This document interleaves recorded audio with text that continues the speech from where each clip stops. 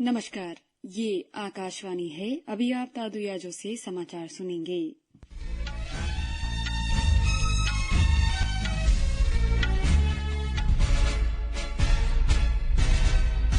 पहले मुख्य समाचार।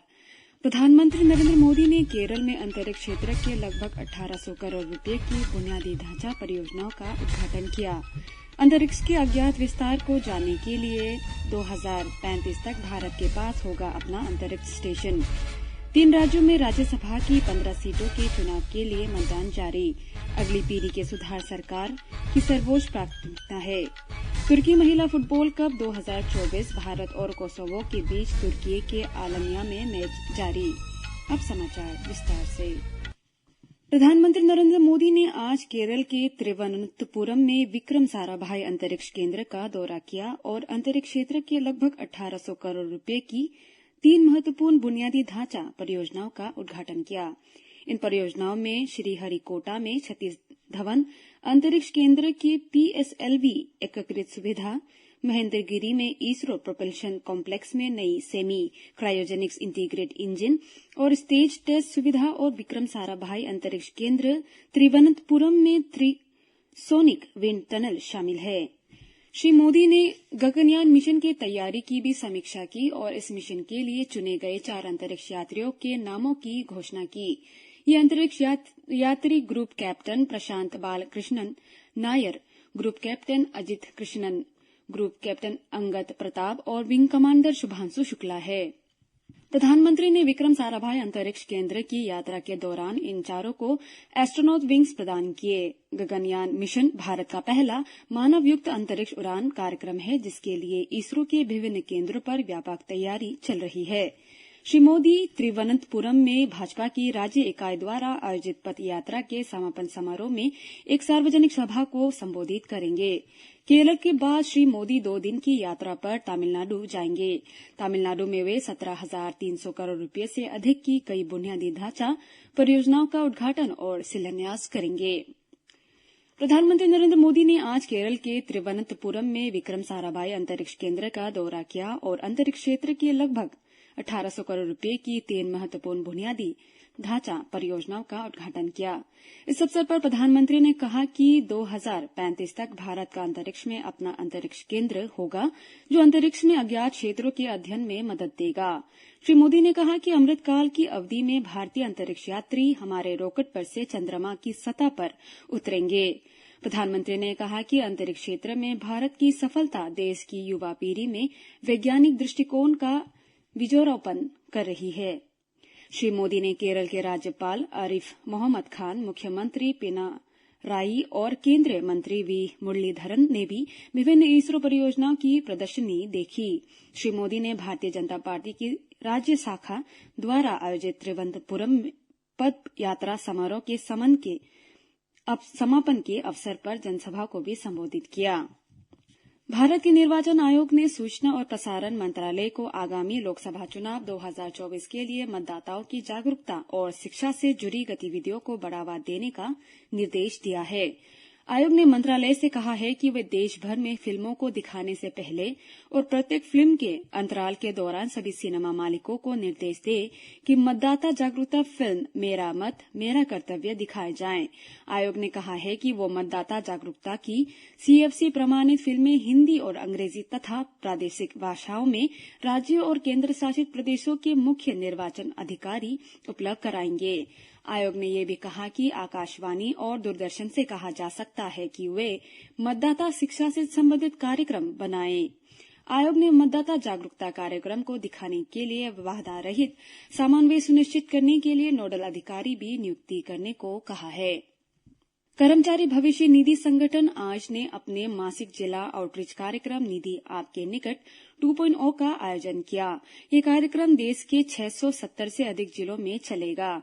EPS 95 पेंशन भोगियों की सहायता के लिए एक विशेष समर्पित पेंशन हेल्प डेस्क भी शुरू की जाएगी, जहां पेंशन भोगियों से जुड़े सेवाएं प्रदान की जाएगी। इनमें डिजिटल जीवन प्रमाण पत्र, पूछताछ और पेंशन भुगतान आदेश PPO शामिल है। इसके साथ कर्मचारियों नियोक्ताओं और पेंशन भोगियों के लिए त्वरित शिकायत निवारण और हितधारकों के साथ जानकारी साझा करने के लिए कियोस्क सेवा भी शुरू की जाएगी। इन शिविर का पता ईपीएफओ वेबसाइट के व्हाइट न्यू सेक्शन में देखा जा सकता है। श्रम और रोजगार मंत्रालय के अनुसार निधि आपके निकट 2.0 ईपीएफओ का एक मासिक जिला आउटरीच कार्यक्रम है जो पिछले साल जनवरी में शुरू हुआ था। इस कार्यक्रम के तहत हर महीने की 27 तारीख को जिला शिविर लगाए जाते हैं। अब तक 8,500 से अधिक जिला शिविर लग चुके हैं। 3 राज्यों में राज्यसभा की 15 सीटों के चुनाव के लिए मतदान जारी है। इससे पहले राज्यसभा के लिए 56 उम्मीदवारों में से 41 निर्विरोध चुने गए हैं। आज उत्तर प्रदेश की 10, कर्नाटक के 4 और हिमाचल प्रदेश की 1 सीट के लिए मतदान जारी है। उच्च सदन में सुबह 9 बजे मतदान शुरू हुआ और शाम 4 बजे तक चलेगा। मतों की गिनती शाम 5 बजे की जाएगी। भारतीय जनता पार्टी के अध्यक्ष जगत प्रकाश नड्डा, केंद्रीय शिक्षा मंत्री धर्मेंद्र प्रधान, रेल मंत्री अश्विनी वैष्णव और कांग्रेस की पूर्व अध्यक्ष सोनिया गांधी उन 41 उम्मीदवारों में शामिल है जिन्होंने अपनी सीटें निर्विरोध जीत ली है। वित्त मंत्री निर्मला सीतारमण ने कहा है कि मोदी सरकार के तीसरे कार्यकाल के दौरान भारत विश्व में तीसरी सबसे बड़ी अर्थव्यवस्था बनाने के लिए वचनबद्ध है। उन्होंने कहा कि इस सरकार के 10 वर्ष के कार्यकाल के दौरान भारतीय अर्थव्यवस्था 5वें स्थान तक पहुंच गई है। वे नई दिल्ली में आज राष्ट्रीय कॉन्क्लेव विकसित भारत एट 2047 के दौरान संबोधित कर रही थी।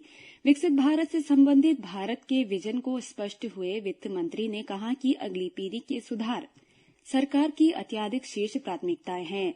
उन्होंने कहा कि सरकार ने सुनियोजित सुधार किए हैं जो आने वाले वर्षों में जारी रहेंगे।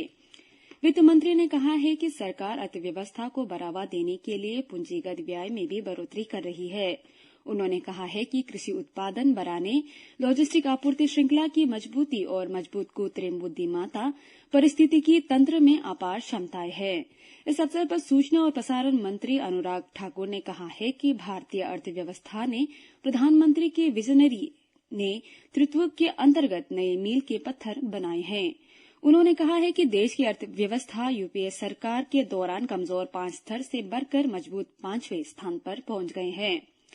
श्री ठाकुर ने मोदी सरकार के सुधारों और नीतिगत पहलों को स्पष्ट करते हुए उन्होंने कहा कि इस वर्ष 11 लाख करोड़ रुपए से अधिक रिकॉर्ड पूंजीगत खर्च आवंटित किया गया है। उन्होंने कहा है कि 45 करोड़ बैंक खाते खोले गए हैं और 80 करोड़ लोगों को मुफ्त में अनाज मिल रहा है जिससे गरीबों और सीमांत लोगों को मदद मिल रही है।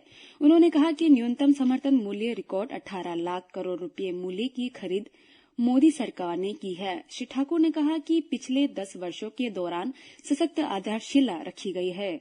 इस सशक्त आधारशिला ने भारत को विकसित बनाने की राह दिखाई है जिसमें आगामी 25 वर्षों से अधिक समय में देश को विकसित बनाया जा सकेगा। अरुणाचल प्रदेश के उप मुख्यमंत्री चाउना मेन ने कहा है कि प्रधानमंत्री नरेंद्र मोदी तवांग जिले में बहुप्रतीक्षित सेला सुरंग का उद्घाटन 9 मार्च को करेंगे। श्री चाउना मेन ने केई पन्योर जिले के याचुली में एक समारोह को संबोधित करते हुए कहा कि इस परियोजना में 2 सुरंगें और लगभग 9.25 किलोमीटर का अप्रोच रोड भी शामिल है। सेला 4 बेला रीच से होकर गुजरने वाली ये सुरंग 13,000 फुट की ऊंचाई पर दुनिया की 2 लेन की सबसे बड़ी सुरंग होगी। राष्ट्रपति, उपराष्ट्रपति और प्रधानमंत्री ने जाने माने गजल गायक पंकज उदास के निधन पर गहरा दुख व्यक्त किया है।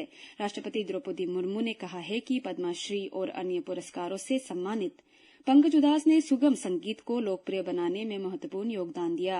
राष्ट्रपति ने पंकज उदास के परिजनों और प्रशंसकों के प्रति संवेदना भी व्यक्त की। उपराष्ट्रपति जगदीप धनखड़ ने संवेदना व्यक्त करते हुए कहा कि संगीत की दुनिया में पंकज उदास का अत्यंत महत्वपूर्ण योगदान हमेशा याद किया जाएगा। उन्होंने पंकज उदास के परिजनों और प्रशंसकों के प्रति अपनी गहरी संवेदना भी व्यक्त की। प्रधानमंत्री नरेंद्र मोदी ने अपने संदेश में कहा कि पंकज उदास के गायन में भावनाओं की व्यापकता थी और उनकी गजलें सीधे आत्मा को छूती थी। प्रधानमंत्री ने कहा कि पंकज उदास भारतीय संगीत की ऐसी प्रमुख हस्ती थी जिनका मधुर संगीत पीढ़ियों तक सुना जाएगा। प्रधानमंत्री ने कहा कि पंकज उदास के जाने से संगीत की दुनिया में जो रिक्तता पैदा हुई है उसे कभी नहीं भरा जा सकता। इसी के साथ ये समाचार बुलेटिन समाप्त हुआ। नमस्कार।